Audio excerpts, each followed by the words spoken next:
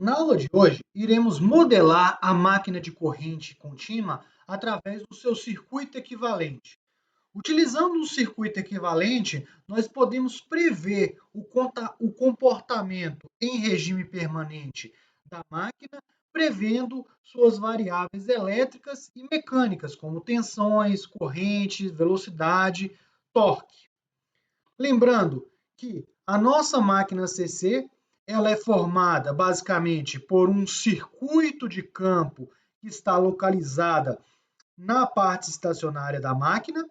Esse circuito de campo vai produzir o campo magnético principal de operação desta máquina.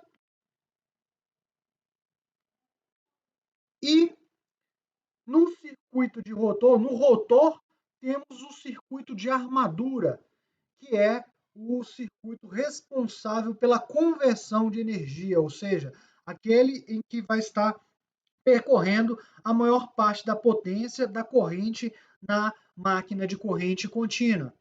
Como os enrolamentos de armadura eles estão localizados no rotor, é necessária a utilização de escovas para a alimentação desse circuito. A combinação das escovas com o comutador permitem que sempre tenhamos uma disposição das correntes nas bobinas de maneira a ter um torque constante e, consequentemente, um giro constante da máquina CC. Bem, quando a gente analisa do ponto de vista do circuito de armadura, nós temos um circuito, né? Nós podemos representá-la por sua bobina, uma representação simplificada, certo? Então aqui teríamos a bobina de estator, a bobina de armadura, desculpa, e basicamente o fluxo ele vai transpassar esta bobina, assim como a gente viu nas aulas passadas. Então aqui a gente tem um fluxo de campo perpassando a bobina de armadura. No entanto, esta armadura, né, esta bobina, ela é permitida girar através do seu eixo.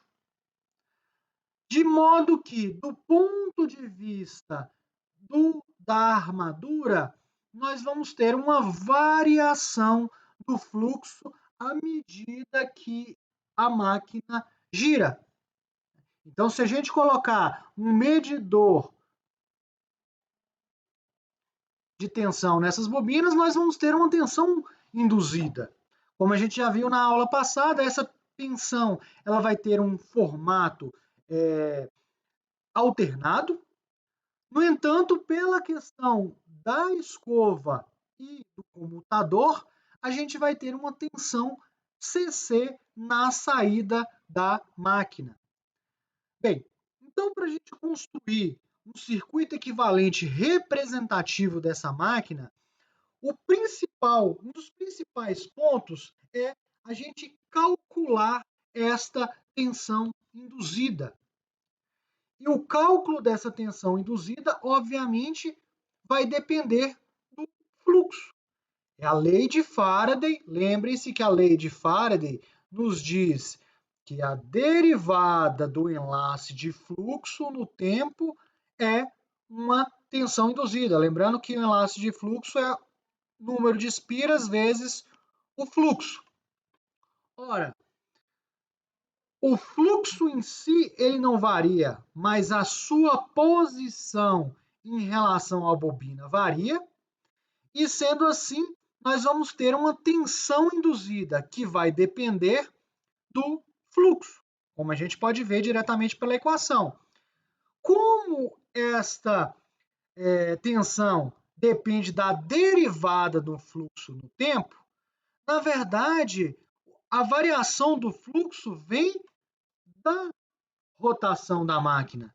Portanto, ela também depende da rotação da máquina.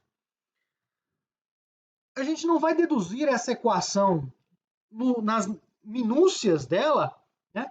Mas fique bem claro que a tensão induzida ela vai depender do fluxo, e aqui é o fluxo de campo, da velocidade rotativa da máquina, ou seja, a velocidade mecânica ômega-m, e de uma constante Ka. Essa constante Ka, ela depende de aspectos construtivos da máquina. Número de polos, número de condutores em paralelo, em série. Bem, isso não nos importa muito como chegar a esse valor do Ka através dos aspectos construtivos da máquina, já que é possível determinar esse Ka experimentalmente. Ele vai depender, né? O Ka ele vai ser a constante que relaciona o fluxo da máquina, a velocidade e a tensão induzida. Então, a primeira equação super importante para nós é a equação da tensão induzida, que vai depender das variáveis fluxo e velocidade rotacional e de uma constante Ka, dependendo dos aspectos construtivos da máquina, mas que a gente pode ensaiar essa máquina para descobrir esse valor de Ka. Além da tensão induzida que a gente tem nessa máquina, um ponto importante é nós podermos calcular as forças que agem sobre esta máquina, certo? Então, a gente vai ter uma força quando eu tenho uma corrente fluindo pelo circuito de armadura, e essa força ela vai ser aplicada em um ponto fixo, né? Ou seja, vai ser um torque dessa máquina. Então, outro ponto importante para a gente calcular, para a gente modelar a máquina ACC, é descobrir exatamente como achar essa força.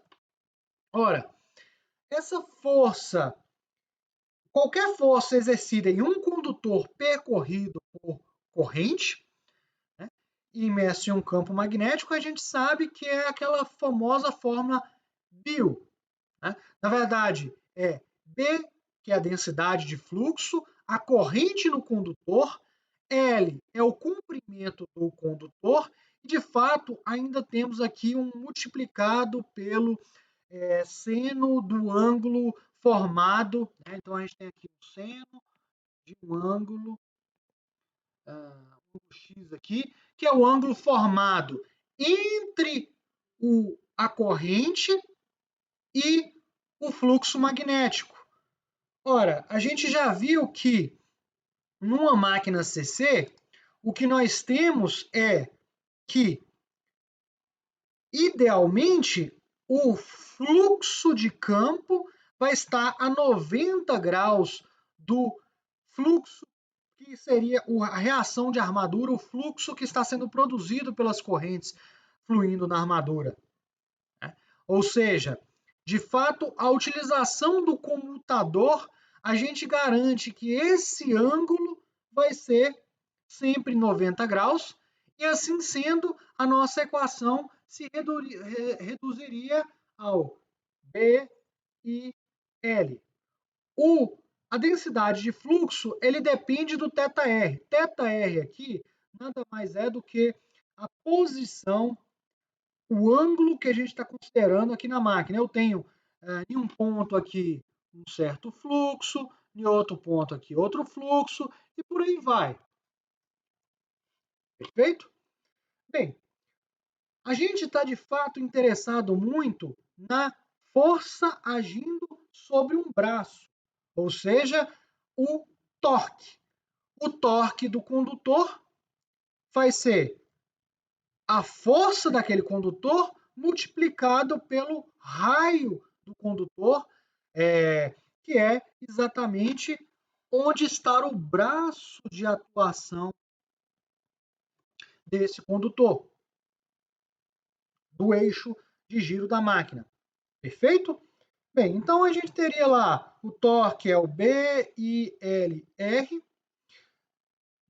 Desenvolvendo essa equação, considerando os aspectos construtivos da máquina, nós vamos chegar à equação do torque eletromagnético em uma máquina CC, que ele vai depender do fluxo. Quanto maior o fluxo que eu tenho imposto pelo circuito de campo, maior é o torque, né? Isso vem diretamente dessa equação aqui.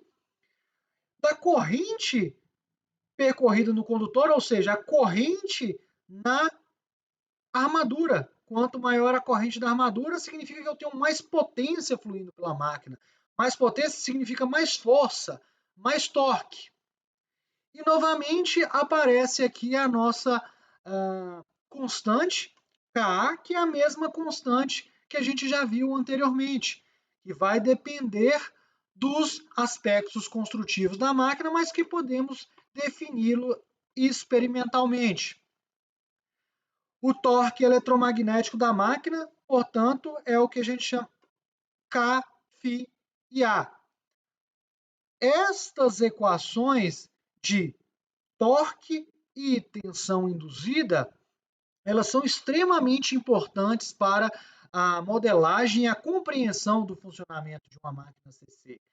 Observe que elas são muito parecidas. A tensão é o Kφ, só que multiplicado pela velocidade de giro da máquina, enquanto o torque é o Kφ multiplicado pela corrente da máquina. Sendo assim, muito importante vocês terem em mente essas duas equações. Então, aqui nós temos as nossas duas equações importantes para modelarmos a máquina CC. Bem, o Kφ aqui é o mesmo. Então, a gente pode isolar na equação de torque, o Kφ é o torque sobre a corrente, e na equação de tensão, o Kφ é a tensão induzida dividido pela velocidade rotacional. Igualando essas duas equações, torque IA é igual a tensão induzida dividido por ômega.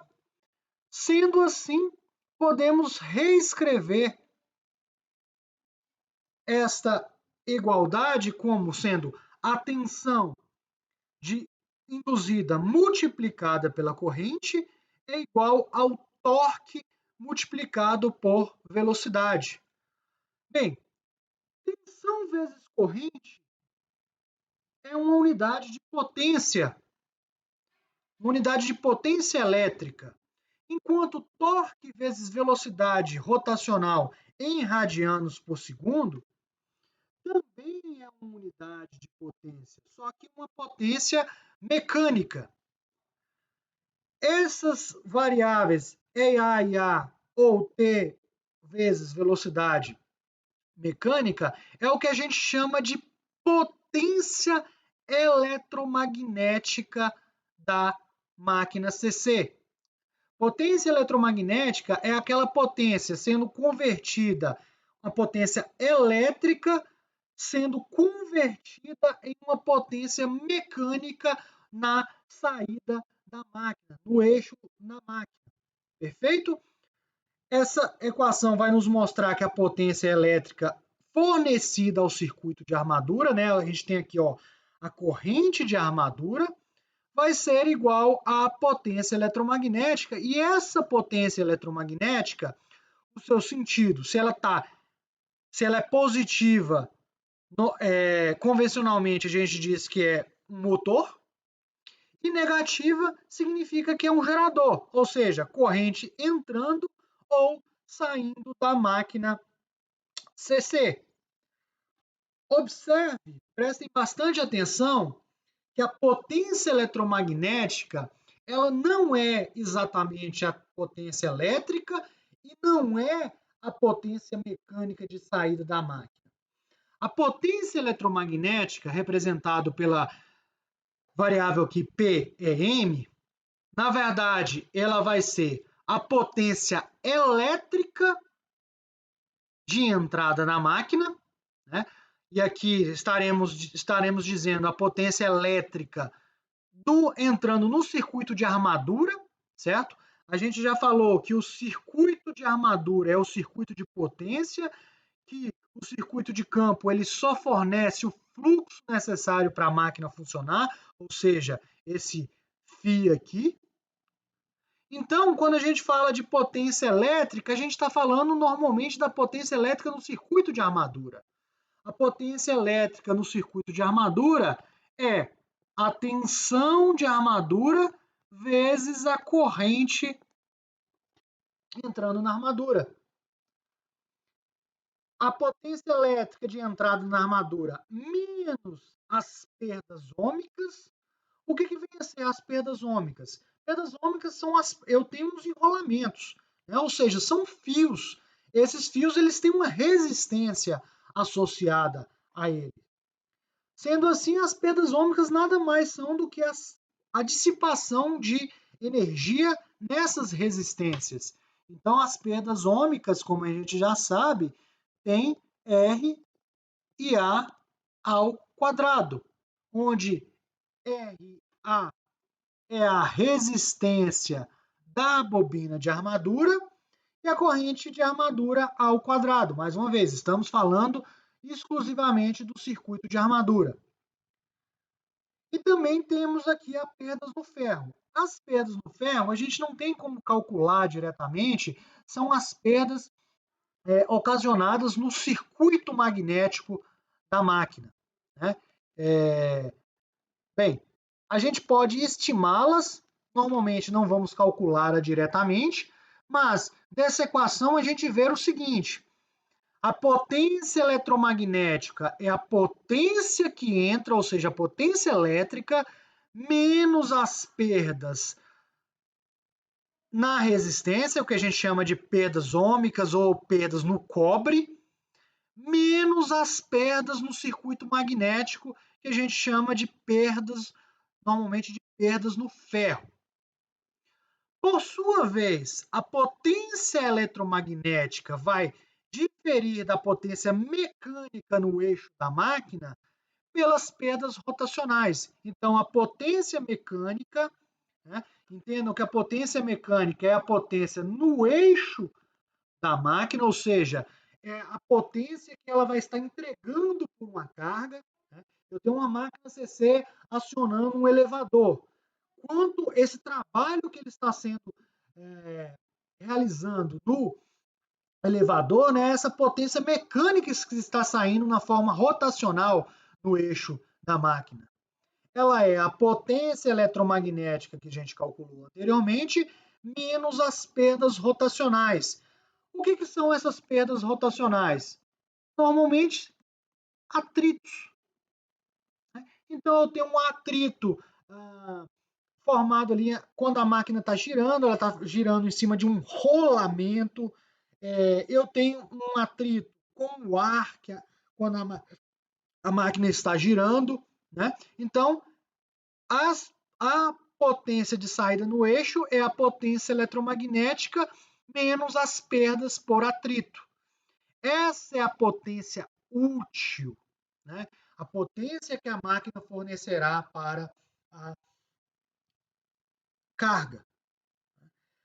Normalmente, nos dados de placa, nas informações de uma máquina elétrica, nós temos a potência útil da máquina como dado. Então, se eu falo assim, minha máquina ela possui uma potência de 5 kW, significa o quê? Essa é a potência útil da máquina. No caso de um motor, o dado de placa se refere à potência mecânica de saída no eixo. Então, se eu falo assim, a máquina é de 5 kW, significa que aquela máquina consegue entregar a uma carga até 5 kW de potência mecânica. No caso de um gerador, ele se refere à potência elétrica de saída, ou seja, a potência na armadura de uma máquina. Mas, professor, você não me falou que qualquer máquina elétrica ela pode funcionar tanto como motor quanto como gerador? Sim, todas as máquinas elas podem funcionar como motor ou como gerador. O que vai influenciar só é que se a potência está entrando ou se a potência está saindo na máquina, ou seja, a potência elétrica que está entrando na máquina ou toda potência elétrica saindo da minha máquina. No entanto, é, é comum termos máquinas que são projetadas mais eficientemente para serem motores ou para serem geradores. Então, se a gente vai adquirir uma máquina, apesar dela funcionar nos dois sentidos, normalmente a gente vai comprar ou um motor CC ou um gerador CC. A gente tem muito bem essa discriminação de que tipo de máquina ela é, então a potência vai se referir àquela potência útil, ou seja, a potência no caso do motor, no eixo da máquina, ou no caso do gerador, a potência elétrica que está saindo, está sendo gerada na armadura daquela máquina. Então, o circuito equivalente de uma máquina CC, ela é formada por dois circuitos, o circuito de campo e o circuito de armadura. Esses são circuitos independentes acoplados magneticamente. Né? A gente tem que o circuito de campo produzirá o campo magnético para a máquina CC. Nossos estudos normalmente eles vão estar centrados no circuito de armadura, que é o circuito de potência.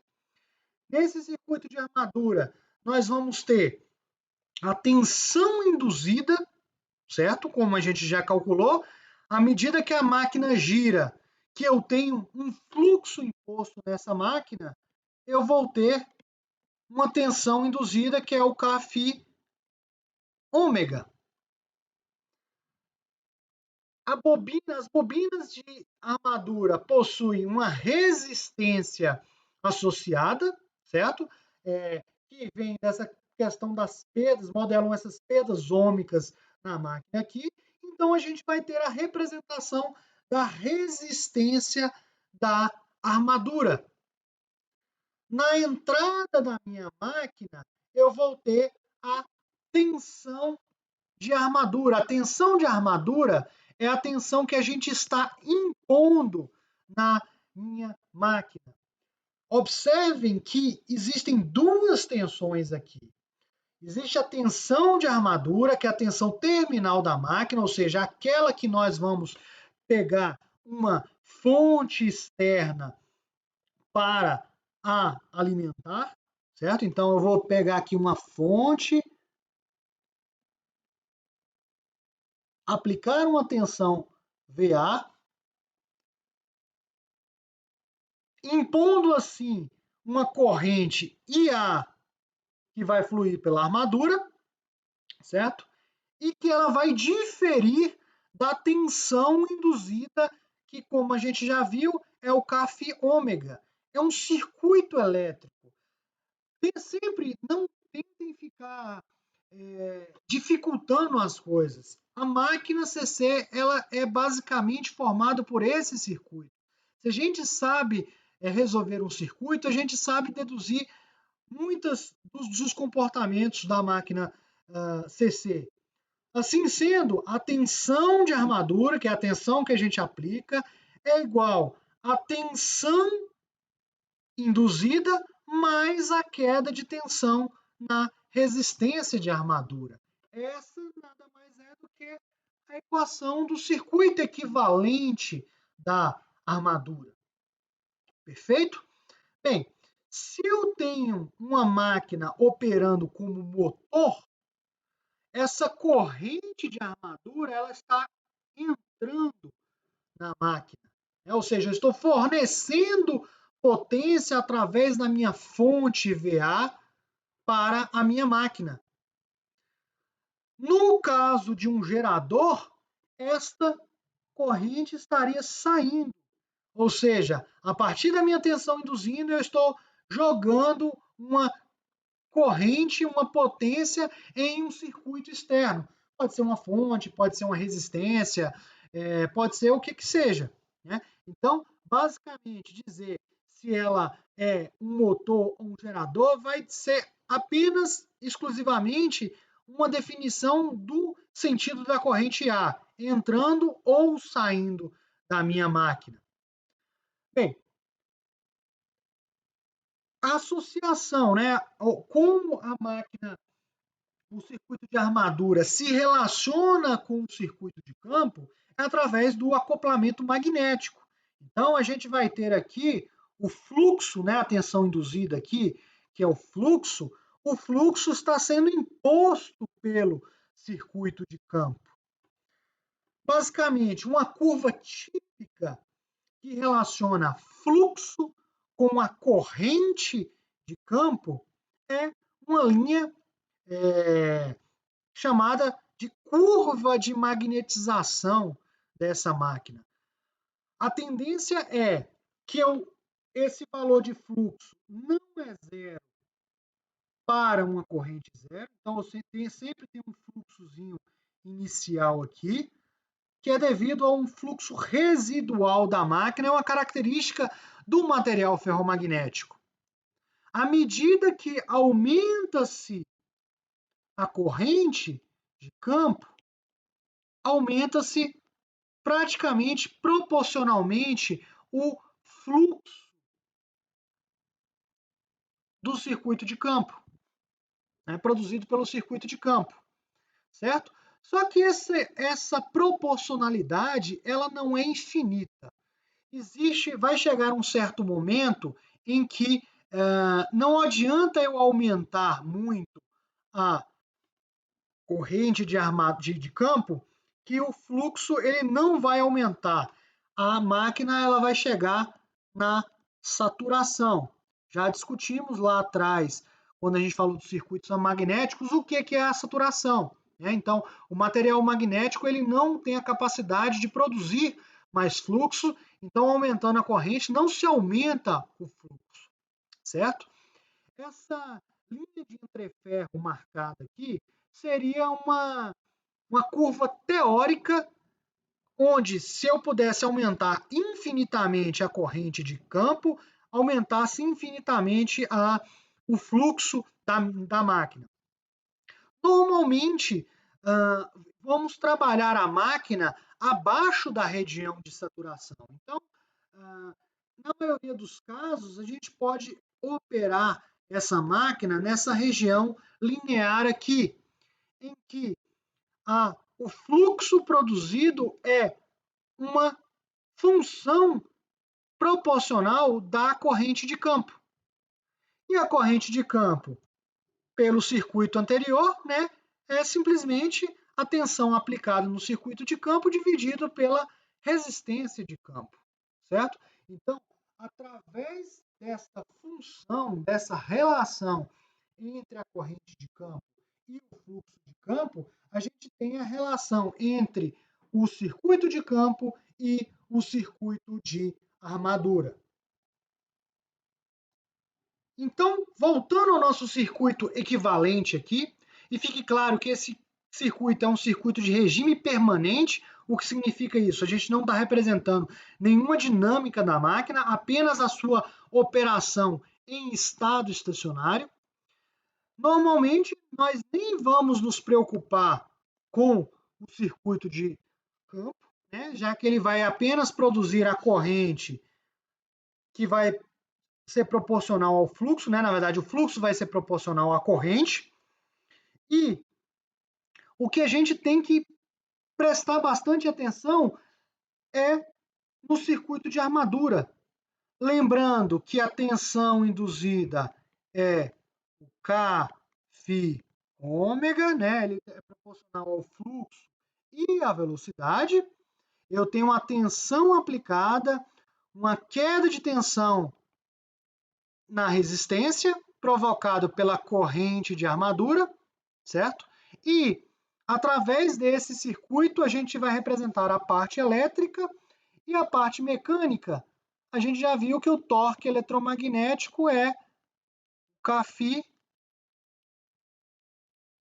e A, ou seja, a gente pode calcular através do circuito equivalente a corrente de armadura e essa corrente de armadura nós podemos usar para calcular o torque eletromagnético da máquina. Para a alimentação do circuito de campo e do circuito de armadura, a gente pode ter diferentes configurações, diferentes formas de conectar a máquina CC. Nessa figura A aqui, nós temos a chamada excitação independente. Significa o quê? A gente colocaria uma fonte de tensão alimentando a armadura e uma fonte de tensão alimentando o circuito de campo. Então, a gente tem duas alimentações separadas. Desvantagem disso é que eu preciso de duas fontes independentes. Assim sendo, é muito comum ter uma combinação da associação. Em um primeiro caso, a gente pode ter essa figura B aqui, que nós vamos aplicar apenas uma fonte alimentando a máquina e o circuito de campo está ligado em série com o circuito de armadura. Então, é o que a gente chama de ligação série. Na ligação série, a corrente que passa pela armadura é a mesma corrente que vai passar pelo campo. Na excitação paralela, novamente, a gente tem apenas uma fonte de alimentação. Temos aqui a tensão de armadura, aplicado na armadura da máquina, e o circuito de campo ele vai estar conectado em paralelo com a armadura. Então, é uma fonte só que a gente vai ter uma tensão no circuito de campo que é igual à tensão de armadura. Normalmente, nem é igual, porque a gente usa uma resistência variável, né, um reostato, de maneira que eu vou aplicar uma tensão VA aqui, e com esse reostato eu consigo variar a corrente de campo, né, variando a resistência aqui, eu vario a corrente de campo, consequentemente variando o fluxo da máquina. Então, a vantagem de ter uma ligação em paralelo como essa aqui é o fato de a gente poder ainda variar independentemente a corrente de campo e o fluxo da máquina. Essas resistências, ela vai inserir um pouco de perdas na máquina, mas como a corrente do campo normalmente é muito baixa, isso é desprezível em relação ao funcionamento total da máquina CC. Um quarto tipo de ligação é a combinação da ligação série paralelo. É o que a gente chama de ligação compound. Então, eu tenho um circuito de campo em série e um circuito de campo em paralelo. Os dois eles vão estar combinados dentro da máquina lá, não importa como isso seja, né? Só que o fato é que eu vou ter uma mistura das vantagens e desvantagens, das vantagens da combinação série e da ligação em paralelo, certo? Bem, cada tipo de máquina ela é projetada para se ligar de uma determinada forma, então o fabricante vai informar como pode ser feita essa ligação da máquina, certo? E a partir do circuito equivalente da máquina CC e das formas de conexão, nós podemos traçar curvas características dessas máquinas. Por exemplo, quando a gente está falando de geradores, nós estamos interessados na tensão na saída dessa máquina, né, que vai ser utilizado, por exemplo, para conectar uma carga, para alimentar uma bateria, o que quer que seja. Então, é importante nós traçarmos uma curva de tensão de armadura em função da corrente que flui pela armadura, que é proporcional, na verdade, ao torque que a gente tem de entrada nessa máquina, né? O torque eletromagnético.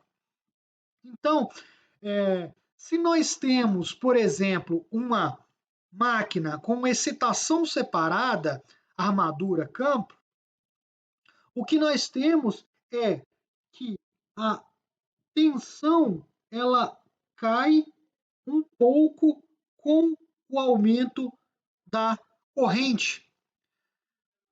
O fluxo nesse tipo de máquina ele pode ser mantido constante, né? A gente vai manter a corrente de campo constante, a gente mantém o fluxo constante. No entanto, a tensão na saída ela vai ser o quê? Ela vai ser a tensão induzida menos a queda de tensão na resistência de armadura. Lembrando, se é gerador, eu vou ter uma corrente saindo aqui. Então, a inclinação dessa curva, ela basicamente vai ser a queda de tensão na resistência de armadura. Quanto maior essa resistência, maior vai ser essa queda. Né? Então, a gente tem um comportamento decrescente da tensão com o aumento da corrente de armadura. Se nós temos uma máquina com excitação série, a gente viu que a corrente de armadura vai ser igual à corrente de campo. Assim sendo, o que acontece é que essa corrente de armadura aqui vai determinar o fluxo, certo? Então, quando eu tenho uma corrente de armadura baixinha, eu vou ter um fluxo baixinho. E à medida que eu vou aumentando a corrente de armadura, eu vou aumentando o fluxo, consequentemente. O comportamento que nós temos da tensão com a corrente de armadura é um comportamento ascendente.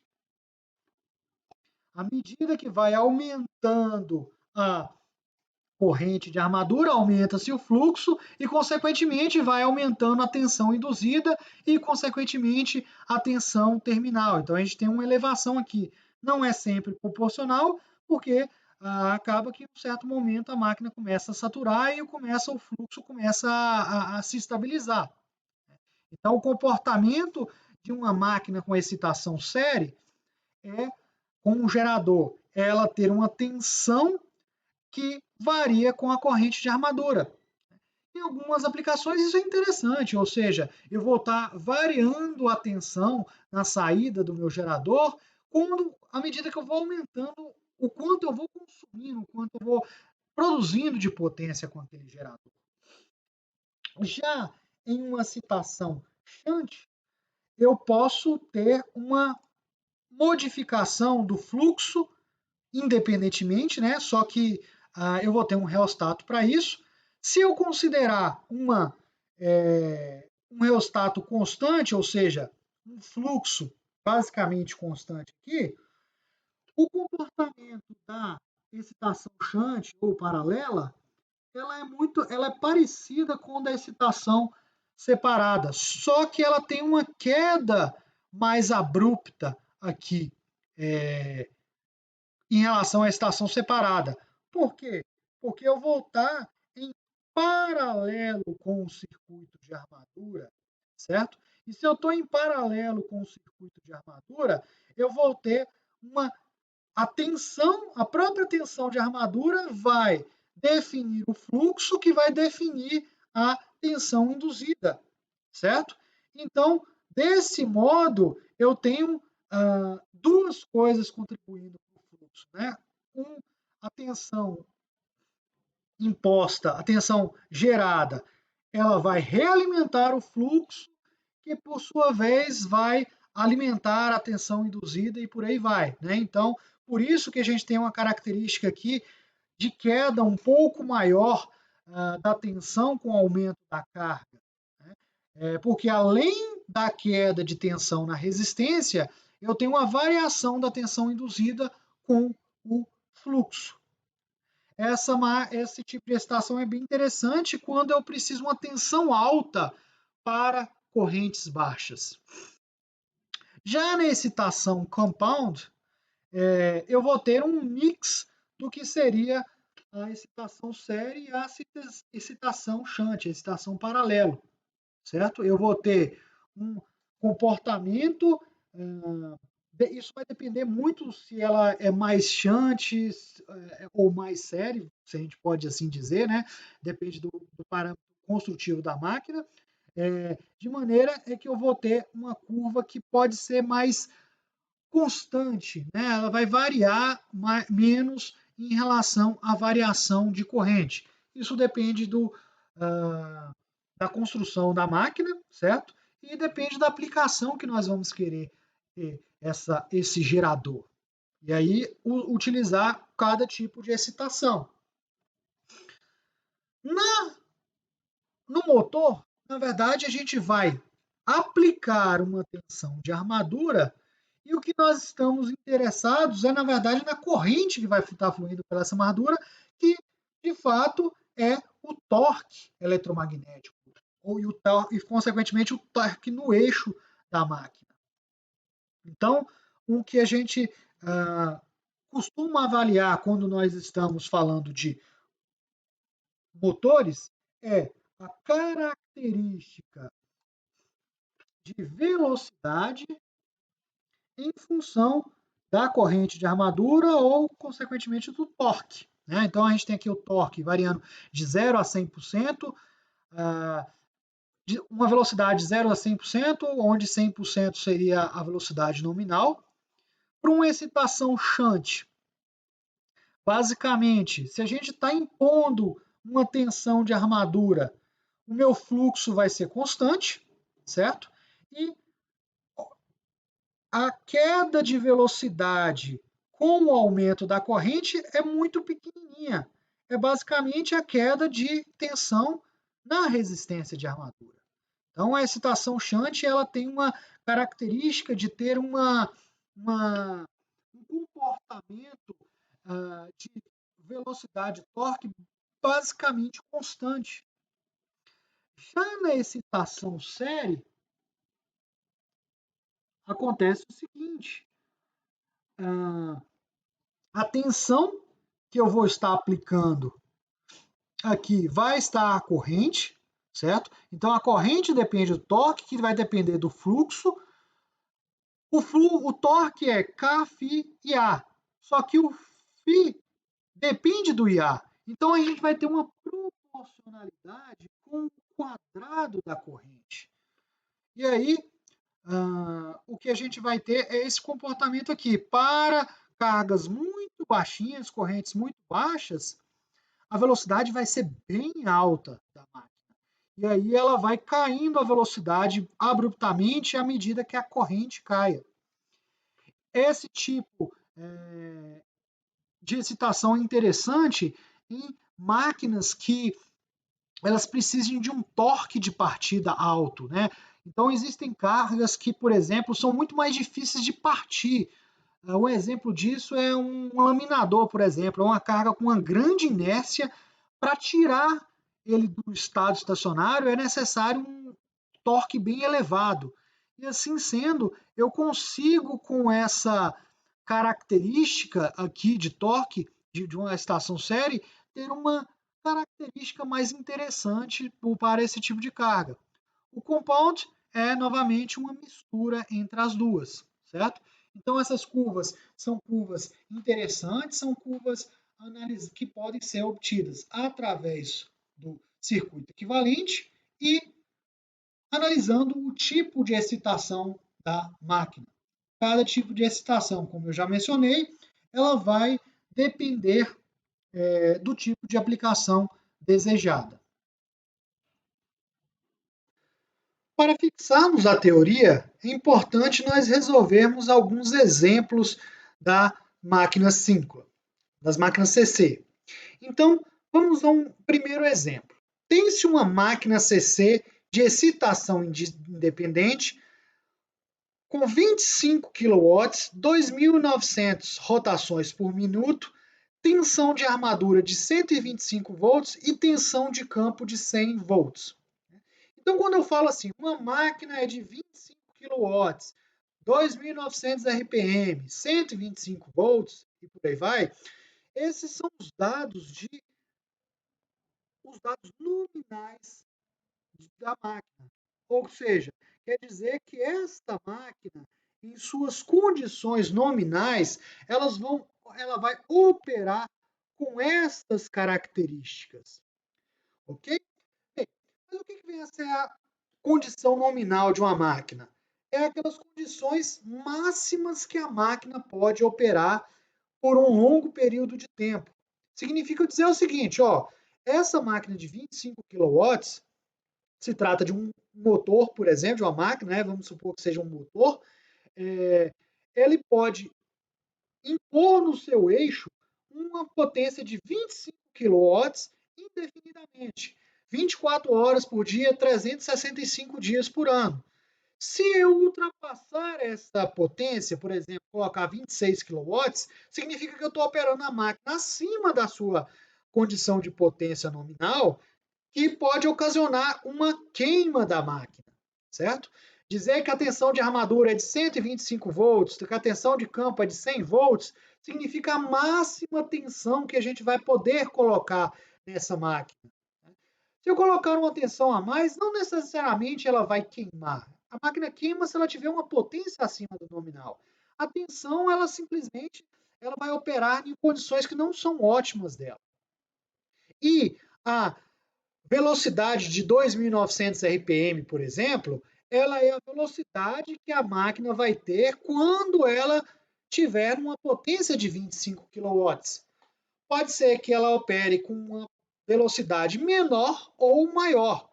Isso depende exclusivamente das condições operativas e que podem ser determinadas pelo circuito equivalente. Né? Então, a gente tem as informações do problema. Diz que a resistência de armadura é de 0,02 ohms. Então, a primeira coisa que a gente sempre faz é traçar, desenhar o circuito equivalente. Lembra-se que a gente tem a tensão induzida, que é o Kφ ômega. Eu vou ter a resistência de armadura, que nesse caso é de 0,02 ohms. E vou ter a tensão aplicada na armadura da máquina. Bem, eu posso representar uma tensão tanto com essa bolinha mais ou menos, ou como classicamente a gente representa uma fonte de tensão, certo? Para distinguir uma coisa da outra, eu gosto de usar símbolos diferentes para a tensão que eu imponho na máquina, é uma fonte que eu estou colocando na máquina, e essa bolinha para tensão induzida, é algo interno da máquina que vai depender do fluxo e da velocidade. É uma preferência própria só para eu distinguir isso aí. Né? Vamos supor que essa máquina ela esteja operando como um motor, então eu teria uma corrente aqui entrando nessa máquina. Perfeito? Vem as outras informações do problema. Se esta máquina opera com velocidade constante de 3.000 RPM e com uma corrente de campo nominal, a tensão de armadura em circuito aberto é de 125 volts. Vamos entender o que significa essas informações aqui. Primeiro, ela está dizendo que a máquina vai operar com uma velocidade constante igual a 3.000 RPM.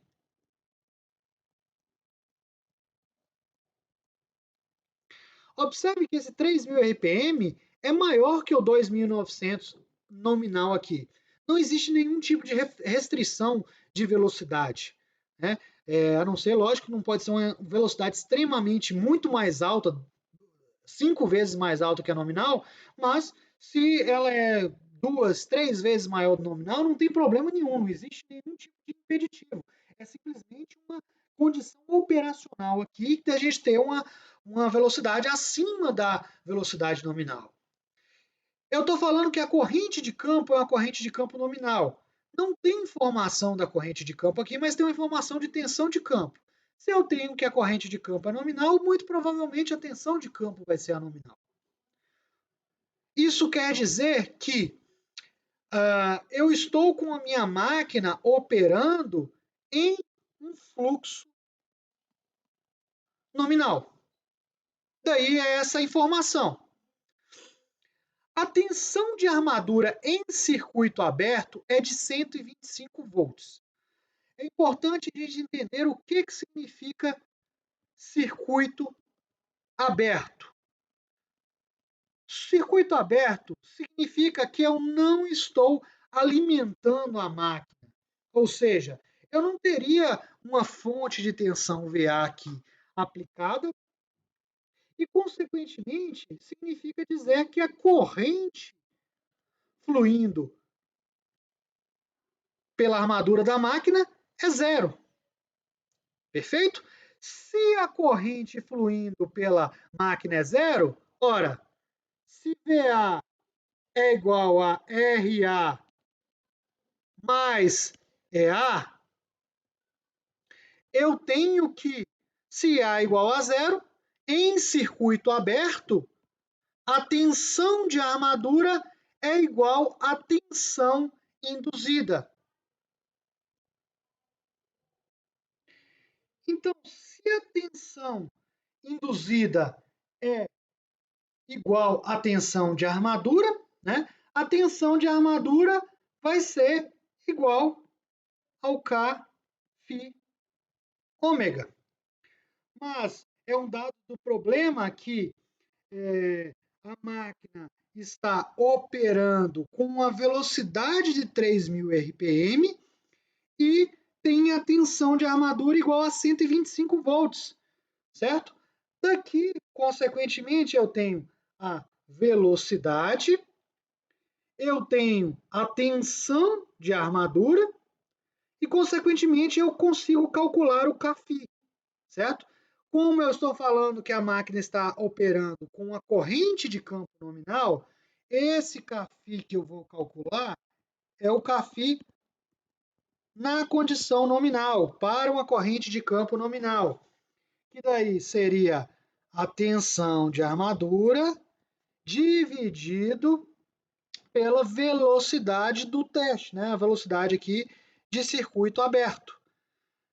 Daí a gente vai ter 125 dividido pela velocidade de circuito aberto, que é uma velocidade de 3.000 RPM. Ômega sempre em radianos por segundo, certo? Então, para a gente transformar de RPM para radianos por segundo, primeiro, RPM 3.000 eu divido por 60, 3.000 dividido por 60 eu tenho uma velocidade em Hertz, multiplicado por 2π, né? Então a gente tem 2πf. Então aqui é a minha velocidade em radianos por segundo.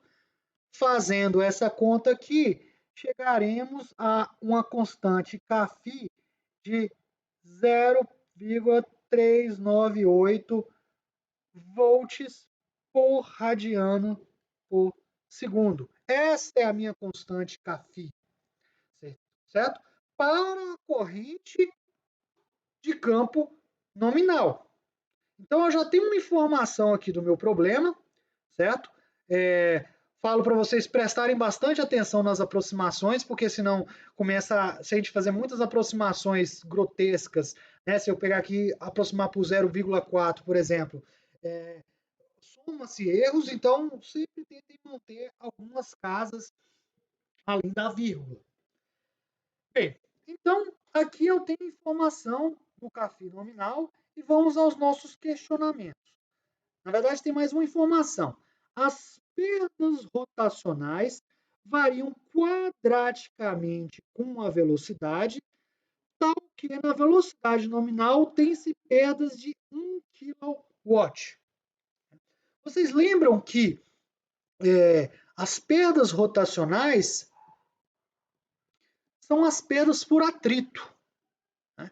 Então, na condição nominal, as perdas rotacionais nominais é um valor de 1 kW. Vamos guardar essa informação que a gente vai precisar dela um pouco mais para frente.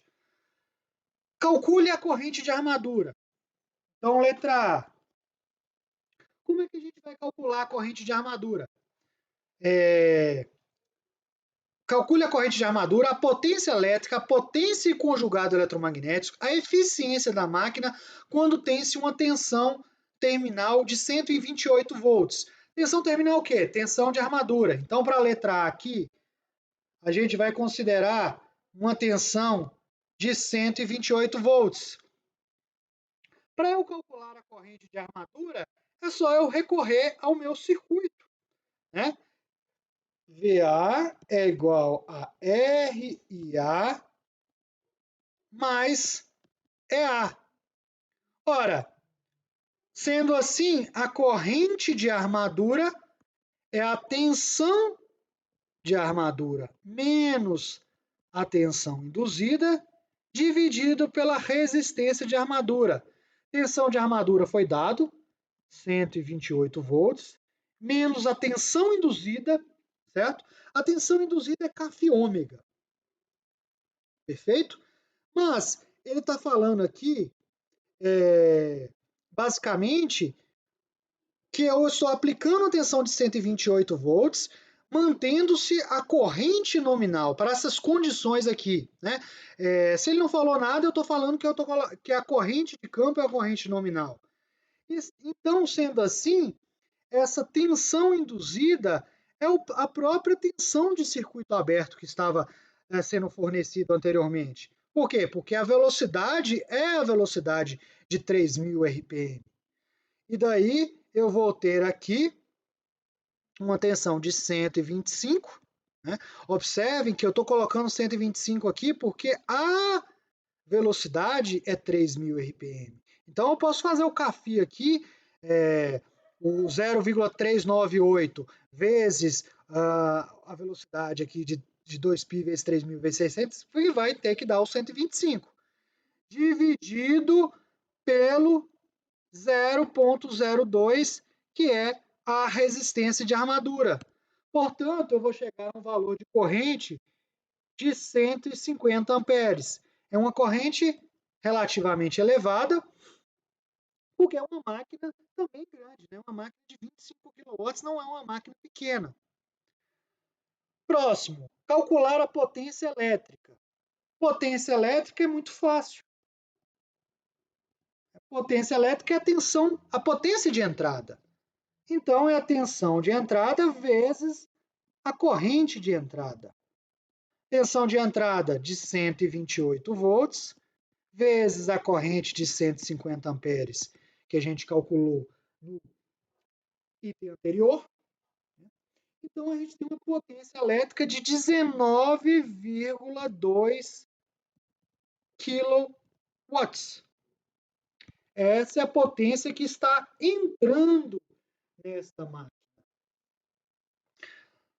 Próximo a calcular a potência e o conjugado eletromagnéticos. Vamos começar com o torque eletromagnético.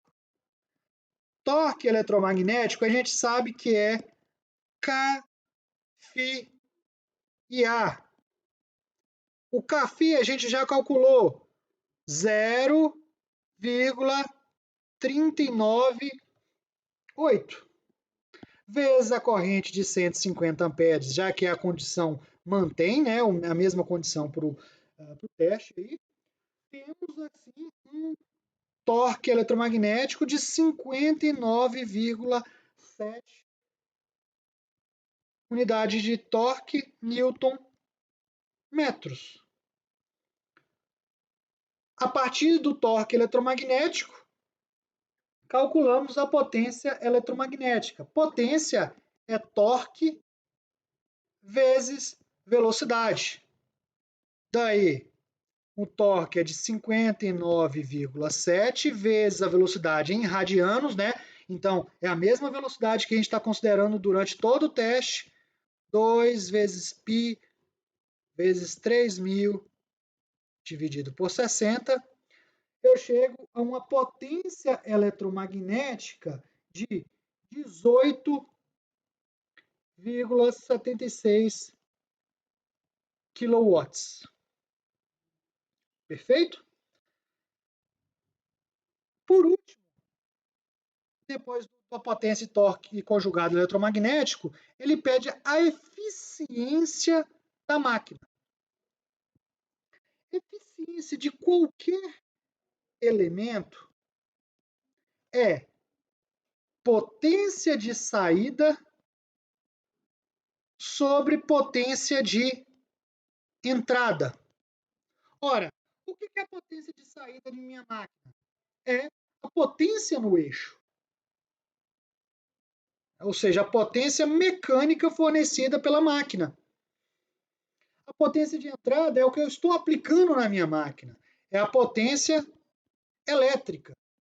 A potência mecânica, nós lembramos que é a potência eletromagnética menos as perdas rotacionais, menos o atrito.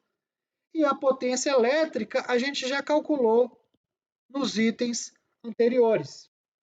Antes de calcular a eficiência, a gente vai ter que voltar à informação aqui das perdas rotacionais.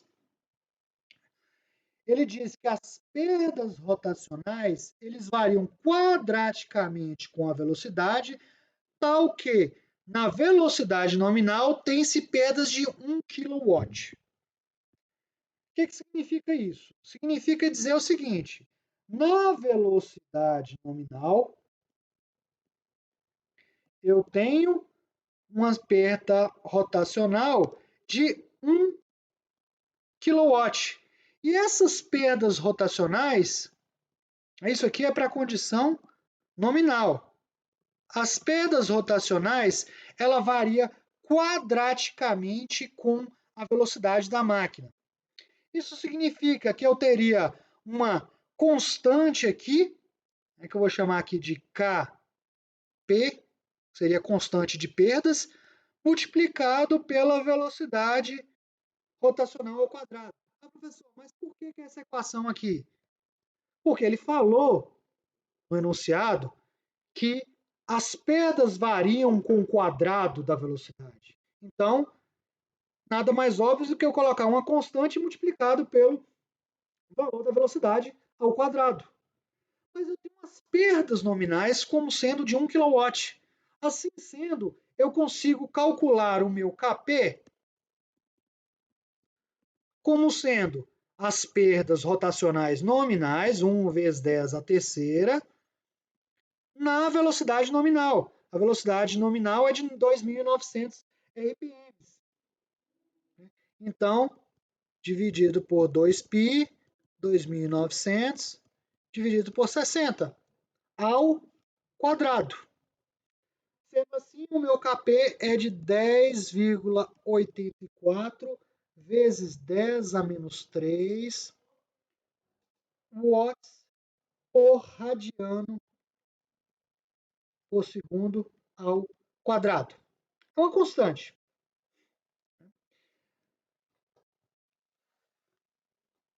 Na velocidade de 2.900 RPM, a perda rotacional é de 1 kW. Mas no problema, a gente quer saber a potência, as perdas rotacionais na velocidade de 2.000, não de 2.900, mas na velocidade de 3.000 RPM. Então, eu vou pegar o meu Kp e multiplicar pela velocidade em consideração ao quadrado. Então, para a velocidade de 3.000 RPM, nós temos uma perda de 1,07 kW. Então, aumentou um pouquinho em relação à velocidade para anterior, porque realmente variou muito pouco a potência. Então, a gente poderia até considerar como sendo constante, mas é importante a gente calcular para ver como isso realmente afeta o resultado.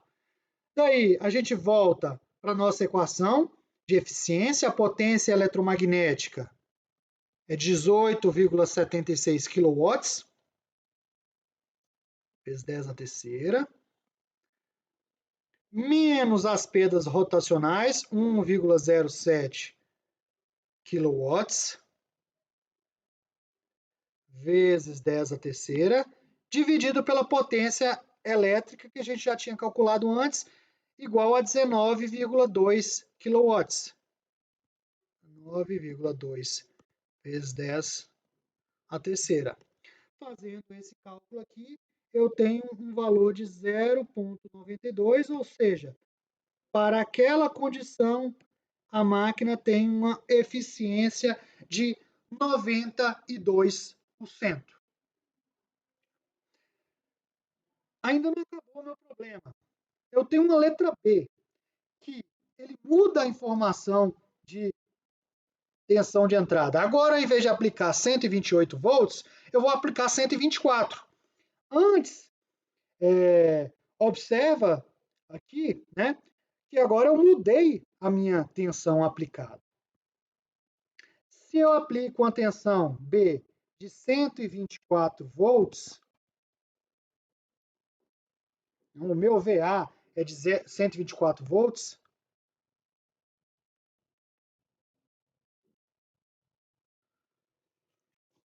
nós vamos ter que... As equações são as mesmas, né? Então, a minha corrente A vai ser a minha tensão VA menos o EA dividido por RA. Mesma coisa, né? Só que agora, em vez de ter 128, eu vou ter 124. Daí eu vou ter aqui 124 menos 125 dividido por 0,02. Ou seja, uma corrente de menos 50 amperes. O sinal negativo aqui significa o quê? Significa que ao invés da corrente estar entrando na máquina, ela está saindo. Ou seja, antes eu estava operando como um motor, na letra A, e na letra B, devido ao sinal negativo aqui, indica que eu estou com uma operação como gerador. Nada afeta nos cálculos, né? É muito parecido, só que ao invés da corrente entrar, a corrente está saindo, certo? A potência elétrica, ao invés de estar entrando, está saindo da máquina, é o 124 vezes a corrente. Eu nem preciso colocar o sinal, já sei que é um gerador, eu vou ter lá uma tensão, uma potência saindo na máquina de 6,2 kW. O torque eletromagnético vai ser o mesmo CAFI, eu não mudei nada, essa informação, né? Eu estou naquela mesma condição, vezes 50, 19,9 newton-metros. A potência eletromagnética vai ser o torque eletromagnético vezes a velocidade, que não se altera, né? A mesma velocidade que a gente tinha antes, de 3.000 RPMs. Então dá um resultado aqui de 6,25 kW.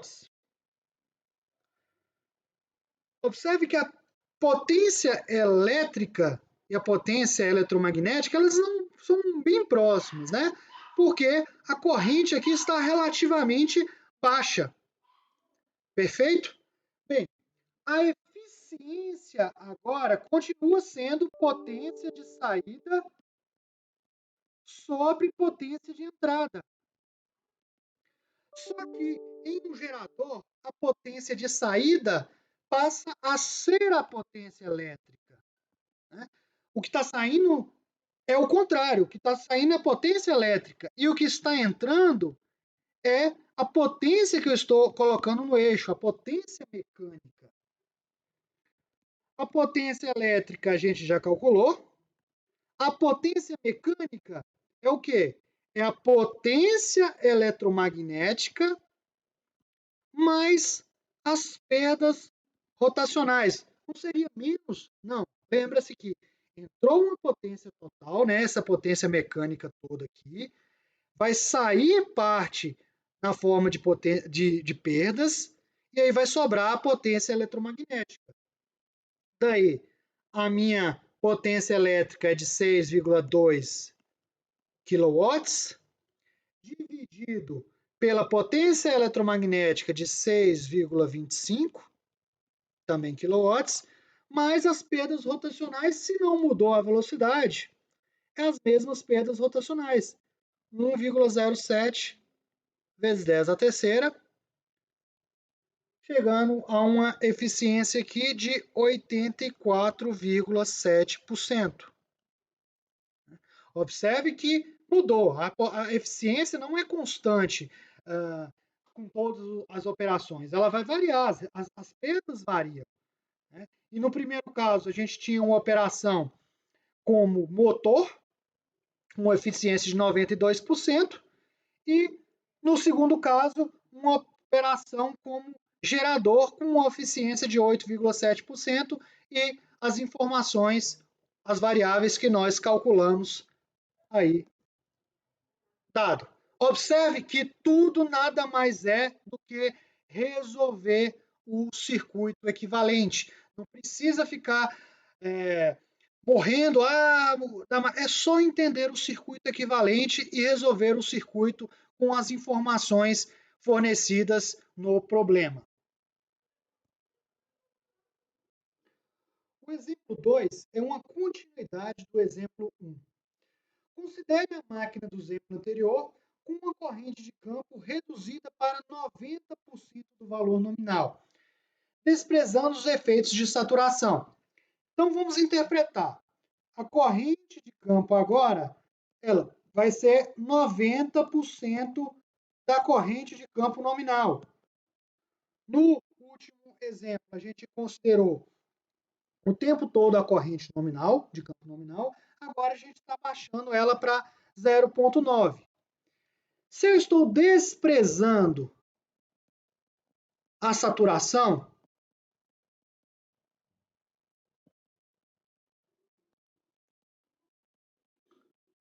significa que eu estou falando que o fluxo é proporcional com a corrente.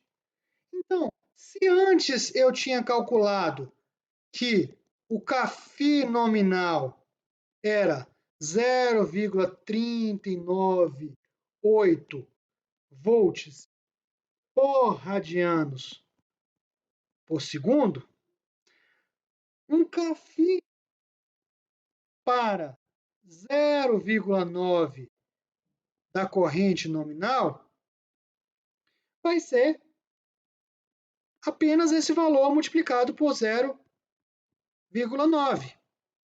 Isso vem da informação de que eu estou desprezando a saturação, né? E que eu estaria lá em linha de entreferro, então tem uma proporcionalidade. Sendo assim, eu vou ter um valor aqui de CAFI para esse problema de 0,3582 volts por radiano por segundo. Esta máquina opera agora como um motor. Eu já dei informação que ele funciona como um motor. E a tensão terminal é de 123 volts. Então, a tensão VA agora aplicada é de 123 volts. E eu tenho uma potência elétrica entrando na máquina de 21,9 kW. Calcule a velocidade do motor. Antes eu estava com uma velocidade fixada em 3.000 RPM. Agora eu estou mudando essa velocidade, né? Na verdade, eu quero calcular essa velocidade para as novas condições operativas. Nada mais do que eu vou fazer do que recorrer ao meu circuito equivalente. Né? Então, vou ter VA é igual a RIA mais EA. Lembrando que EA é CAFI ômega. A tensão de armadura é dada, 123 volts. A resistência de armadura a gente já sabe, 0,02. Eu não sei a corrente.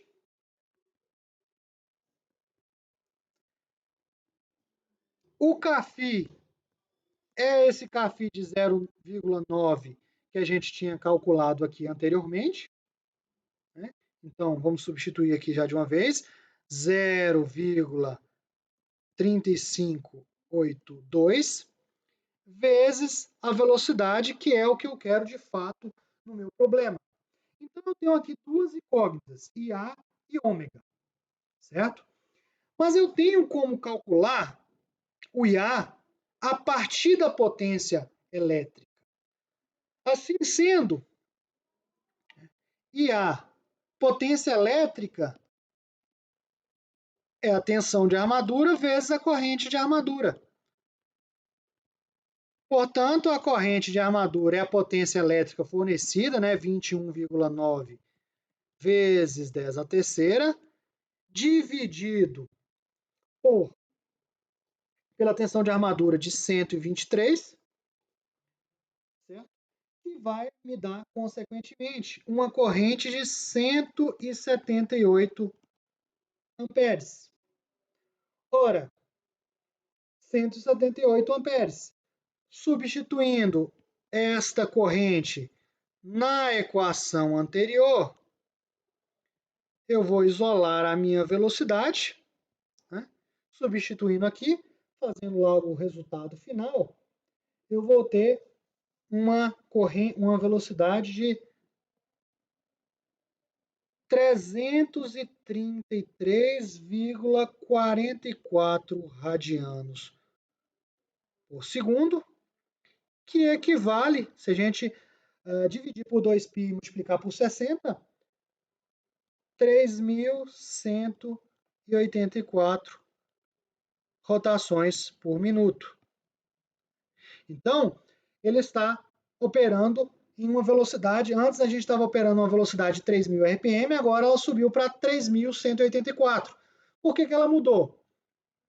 Ela mudou porque eu mudei o fluxo da máquina e eu tenho uma tensão outra aí de 123 volts.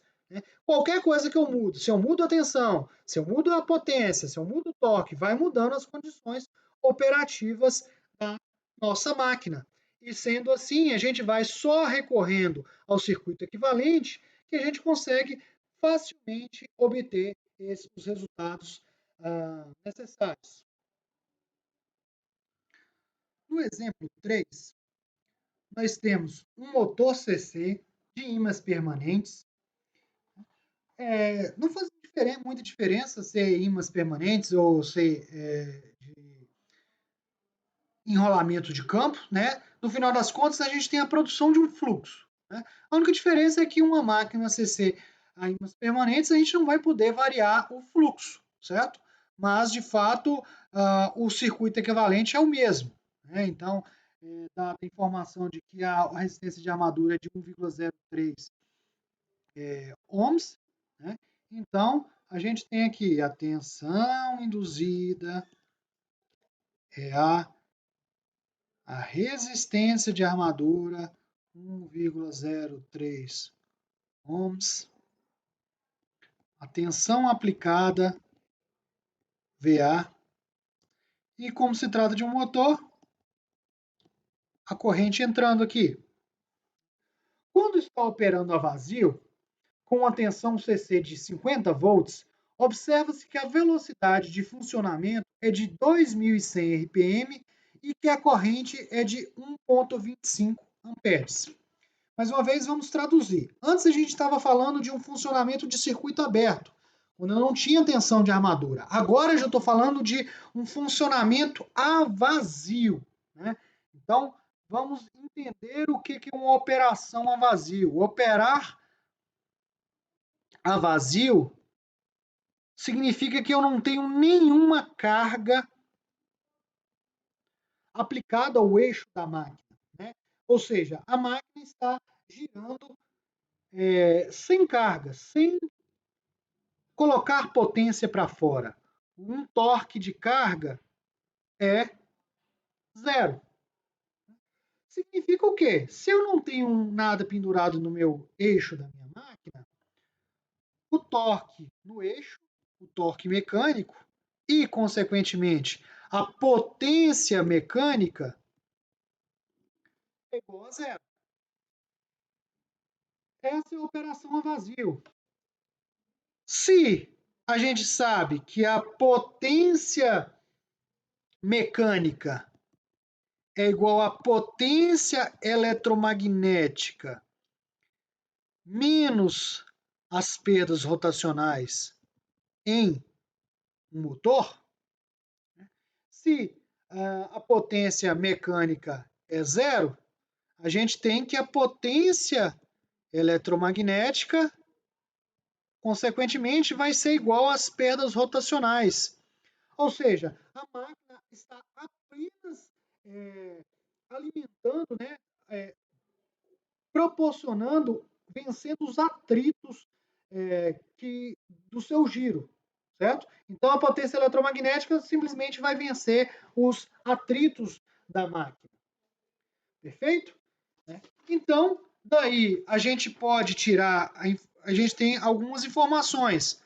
Ela está operando a 50 volts com uma velocidade de 2.100 RPM e uma corrente de 1,25 amperes.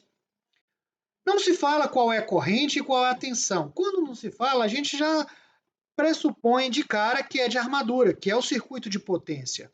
E daí a gente recorre a nossa equaçãozinha lá, né, do meu circuito, VA é igual a R e A mais a tensão induzida, onde a tensão induzida, a gente lembra que é Kφ ômega. A tensão de armadura, que a tensão CC que ele está falando é 50 amperes, a resistência é 1,03 ohms, a corrente é de 1,25, que é a informação do problema também, mais Kφ ômega. Ômega é a velocidade, que é uma velocidade de 2.100 RPM. Então, 2π vezes 2.100 dividido por 60. Consequentemente, o Kφ, que por se tratar de uma máquina a ímãs permanentes é constante, né? Vai ser de 0,2215 volts por radiano por segundo. Esse é o Kφ de operação dessa máquina, em qualquer condição.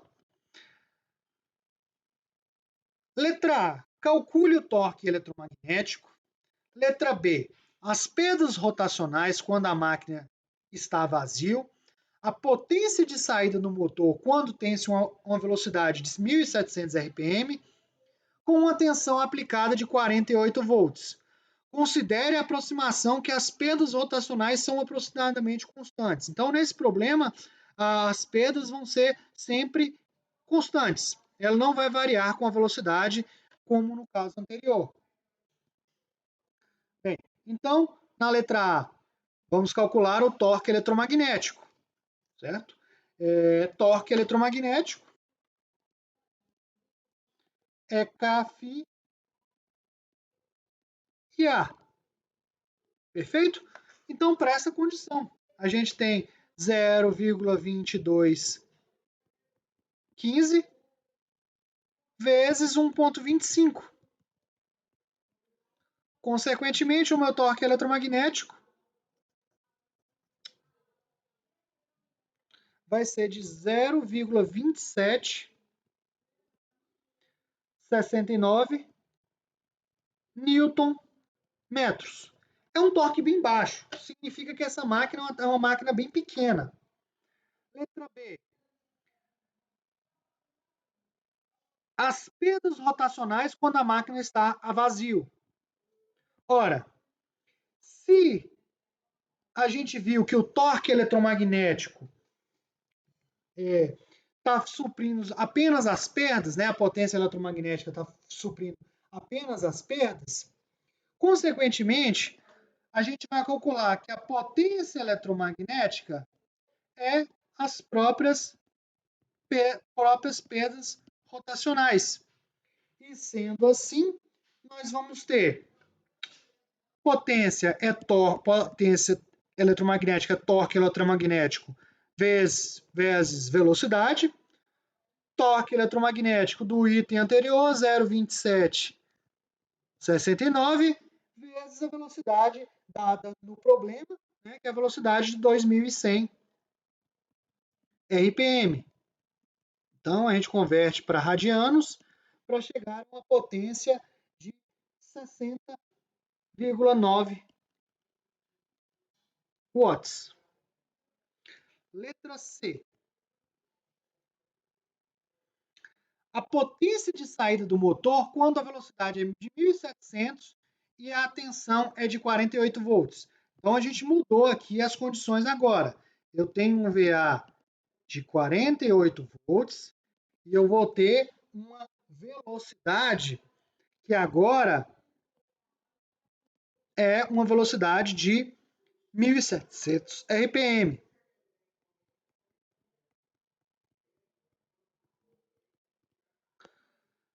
Portanto, mais uma vez, a gente usa a nossa equaçãozinha VA é igual a RA